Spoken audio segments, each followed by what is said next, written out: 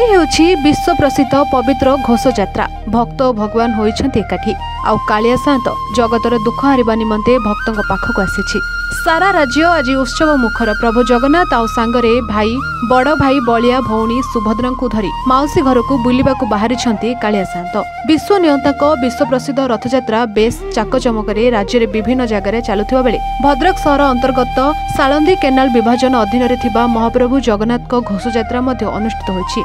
एही यात्रा 1984 मसीह रथ अनुष्ठित होई आसुथिबा बेले प्रतिवर्ष तत्कालीन कालिंदी केनाल विभाजन कार्यक्रम निर्वाही मंत्री छेरा पहरा करिथांती बोली प्रथा रहिछि। एही वर्ष निर्वाही जंत्रीक सहमति क्रमे सालंदी केनाल डिविजन रो कनिष्ठ जंत्री दुर्गा प्रसन्न त्रिपाठी छेरा पहरा करिबा परे रथ टणा कार्य होइतिला। महाप्रभुଙ୍କ रथ उपरे छेरा पहरा करी निजको धन्य मने करबा सह भद्रकवासीଙ୍କ मंगल कामना करूछन्ति राजा बेसरे थिबा कनिष्ठ जंत्री दुर्गा प्रसन्न त्रिपाठी। सर्वप्रथमे समस्तंकु महाप्रभुଙ୍କ रथ यात्रा रे बहुत बहुत शुभेच्छा। आज निजको धन्य मन करूछि कि महाप्रभुଙ୍କ छेरा पहरा करिबार सौभाग्य मते मिलिछि।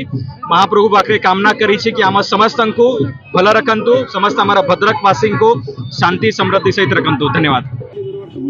प्रथमे भद्रकवासी को मोर सालंदी केनाल डिविजन जो परिचालना कर मोर प्रथम कृतज्ञता और नमस्कार।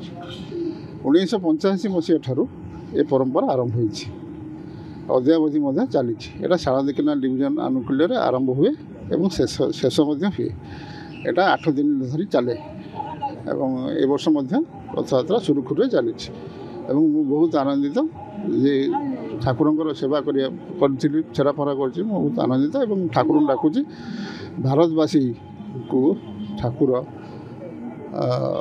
भले रखु शुभकामना करूँ। मुझे सुजाता सामल मुझे कटक ना ये बहुत खुशी अच्छी ये नुआ भी देखुची भल लगुच